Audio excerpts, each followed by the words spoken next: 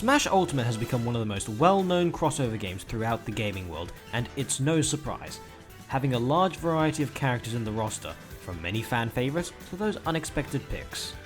But what really made Ultimate shine the most was the DLC characters.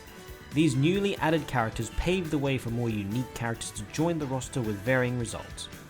And because of these different picks, it forms many different opinions on each of them. I myself prefer some over others, but I'm not too picky and usually would happily accept any character. Unless it's from Fortnite. So in this video, I'll be listing every DLC character from my least to most favourite.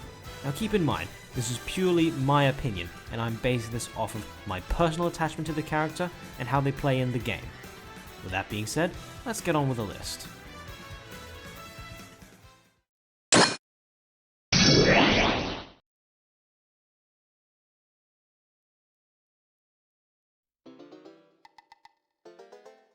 Okay, I know, before anyone comments something like, "Why is Banjo and Kazoo so low? How dare you put him at the bottom?" Just chill a minute, okay? Let me explain. Unlike most Smash fans who grew up playing the game Banjo and Kazooie on the N64, I never played the game. In fact, the only time I ever interacted with the game was when I was still living in Japan, at a book off, and I was holding a Japanese cartridge of it for only 350 yen. So my personal attachment is little to none. Now that that's out of the way, onto his playstyle. It's kinda underwhelming, if I have to be honest. A lot of the interesting aspects of the DLC characters were bringing some kind of new mechanic, which Banjo doesn't really have. The only unique thing about him would be the fact that he has a move that is very finite, being Wonder Wing. Other than that, he's kind of a boring character, so I'm not particularly interested in him.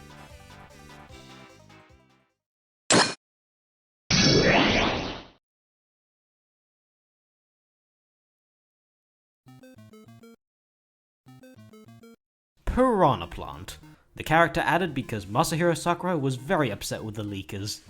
A character that no one really asked for, but did create an entire section of the community known as Plant Gang. Memes aside, this character was quite an interesting pick, both funny and unique.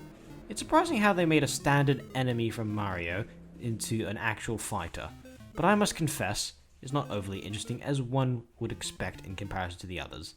Just standard and simplistic moveset. However, I am placing this character over Banjo because of the fact that I grew up playing Mario throughout my childhood, so I have more of a connection to this character, even though it's just that annoying enemy you interact in World 1-2.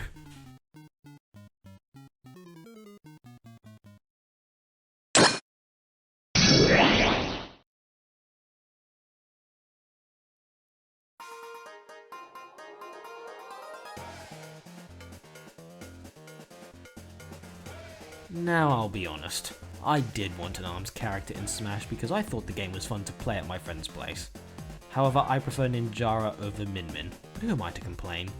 A character is a character, and it's their choice on who gets in. So while I do not have too much of connection, I still have some connection since one of my friends who I played ARMS with used her and kept on saying, "Min Min for the win-win." Yeah, it was kind of silly. As for her playstyle, it is one of the more boring types. Zoning with projectiles is not too interesting, but making them actual punches, there's a line to be drawn. And because of this distinction, Min Min is hated so much, not even casual players like her.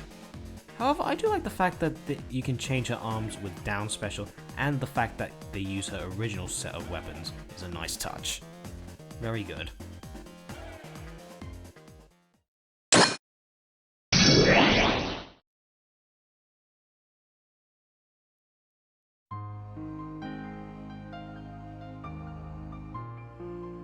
Possibly the character that took many by surprise, including myself.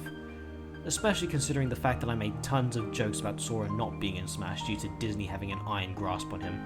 But hey, he was the most requested character of all time and they managed to add him. Good on them. While many fans of Kingdom Hearts were happy, I didn't have that much of a reaction because I never played the games. I only knew of him because my brother played it and I had a friend in the past who was a huge fan of it. So my knowledge of him was very small, having only known things from the internet. But his moveset is more interesting than the previous three. Now I play a lot of sword characters, so Sora's playstyle is fairly similar to them. But he's a floaty character, which does change it quite a bit. Since he has slower air mobility, it's a lot more difficult to predict compared to most sword users. Also, his neutral special changing after every use is very interesting and makes playing him more strategic. Though I will say, his recovery is a bit too good. Like, too good.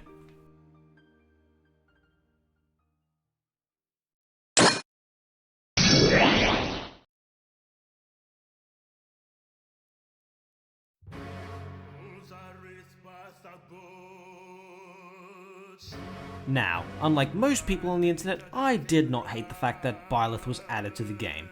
In fact, I was quite happy because I have played Fire Emblem in the past and I do enjoy their games. I have yet to play Three Houses, but I do know that the game has won some awards and is highly praised. Now, compared to the other Fire Emblem characters, Byleth is more unique in the fact that he doesn't have a counter and he uses more weapon types than just a sword. In my opinion, he's the second most unique FE character behind Robin. As for his playstyle, I do like how they implemented each direction of the joystick to represent the type of weapon he uses. It's a neat and interesting concept which I hope they do again if another Smash Bros game is planned.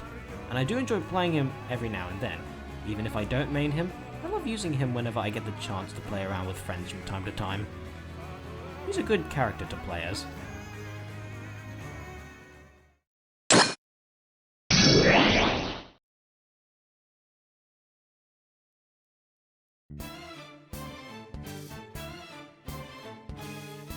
Joker, the first ever major DLC character added to Smash Ultimate, and he was a great pick to begin with.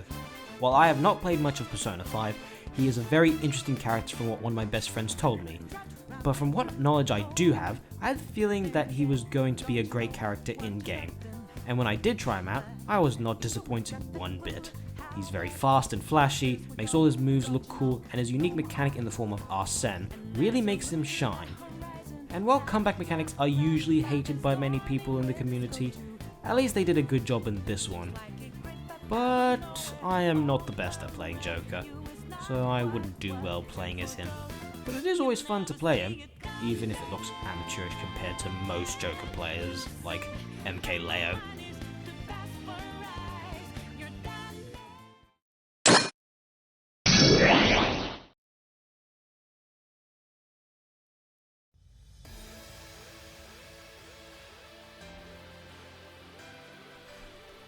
I mean, I kind of expected a character from Tekken to be added to Smash since Bandai Namco did develop the game, but I didn't expect it to be Kazuya. It made sense though, since Kazuya is essentially the face of the Tekken franchise. And I do like him a lot, as he is an interesting character with one of the best backstories out of the many different fighting game characters. While I have played Tekken a lot, I never really played as Kazuya, I was more of a Steve player, but I was still excited to play as him, and holy cow, his moveset is big. They managed to implement all his iconic moves from Tekken and made the inputs a lot more simple by 8-direction input on the joystick rather than 4-direction. Not only that, but he also has a semi-comeback mechanic in the form of Rage Drive. This one isn't too convoluted compared to Joker's Arsene because it can be removed if you deal enough damage to him. And lastly, he's not that easy to pick up as a character because he has a high combo game. I'm not the best playing him, but he is enjoyable, and I respect anyone who plays Kazuya, just like Riddles.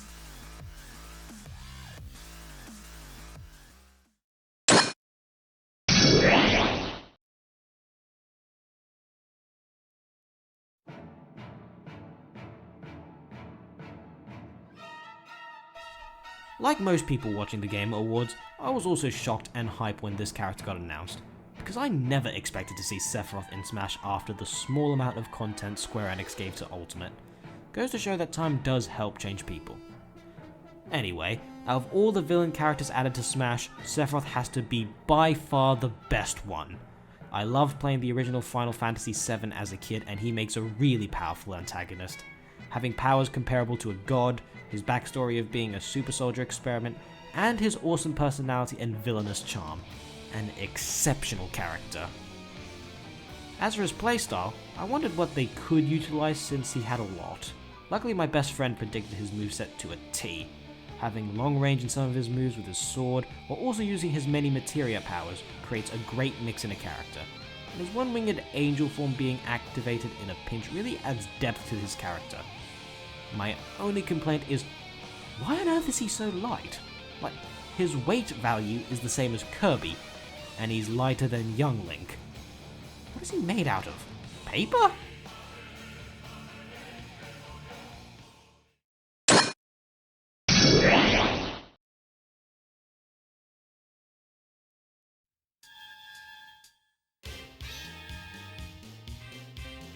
I know that a lot of people forgot this character was added because they also announced Sans Mii costume at the same time, which was unfortunate, but I was not one of them. I have played King of Fighters and Fatal Fury when I was younger on an arcade, and I have enjoyed it. So seeing Terry Bogard in Smash did make me happy, to say the least. And not only that, he has the best representation out of any DLC character in Smash Ultimate. 50 songs from his series, 8 new remixes, one of the most interesting stages in the game, and adding Terry's hat flying off his head when he loses in stamina mode, perfection. As for his moveset, it is amazing. All of his moves are iconic and become stronger when using specific inputs like in his home game. Plus, the Go meter is by far the most balanced comeback mechanic, and is very accurate to the original one. Having command inputs to do stronger moves makes him more skill based compared to the other DLC characters. Now, I am not particularly good at his command input, but I am decent at playing him, so that's a plus.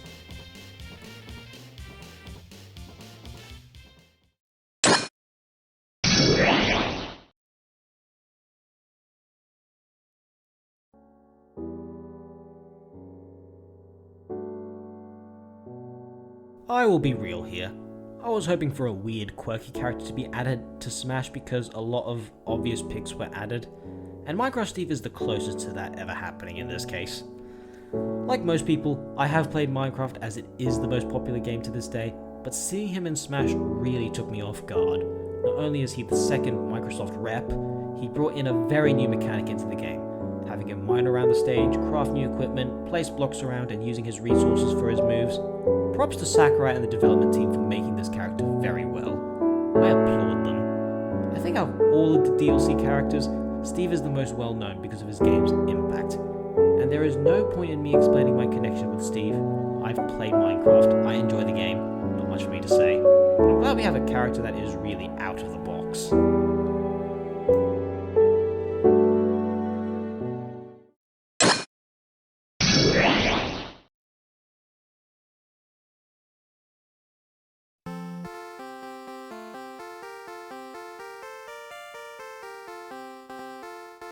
While majority of people were excited for Banjo's inclusion to Smash, I was more excited about the other character that got announced in the same trailer. Now, a lot of people were really surprised at the fact that I was more excited for Hero, but that's because I grew up playing his games. I haven't played Dragon Quest XI yet, but I have played a bunch of the others, some on emulators, some at the arcade when I still used to live in Japan. Heck, I have the first 3 games on my Switch, so naturally I was more interested. To top it off, they added 4 different variations of Hero, giving his ults more variety. As you can see, I'm a huge fan of Erdrick from Dragon Quest III. Anyway, moving on to his moveset, I absolutely love his randomness.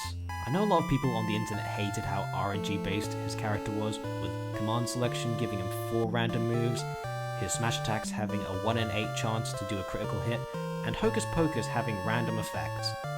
I play a lot of Pokemon, so RNG is just the norm for me.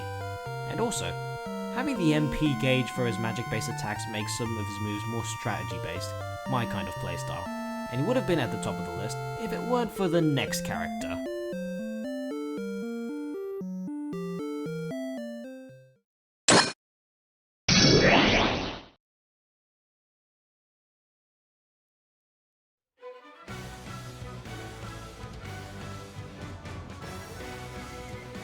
Now let me make this clear.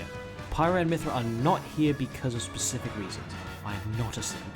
The reason they are up at the top is because I am a huge fan of the Xenoblade Chronicles series, my favourite game being Xenoblade Chronicles 1. Even though I'm a Xenoblade 1 fan, I still like the second game, and seeing Pira and Mithra being used as fighters was better than what most people on the internet expected. A lot of people thought that Rex would have been the fighter. Sorry, Rex. But this inclusion does make it more interesting. Being able to switch between the two, like Pokemon Trainer and Zelda Sheik from Brawl and Melee, made it very true to the original game. Not only that, their different playstyles really make the characters more fun to play. Mithra being the faster character that racks up the damage and does all the combos, while Pira is the stronger attacker that gets the easier kills to the opponent and can deal loads of damage. It's very fitting of the two, and I'm happy with their inclusion. Also, I prefer Pira over Mithra because I like her personality more, just saying.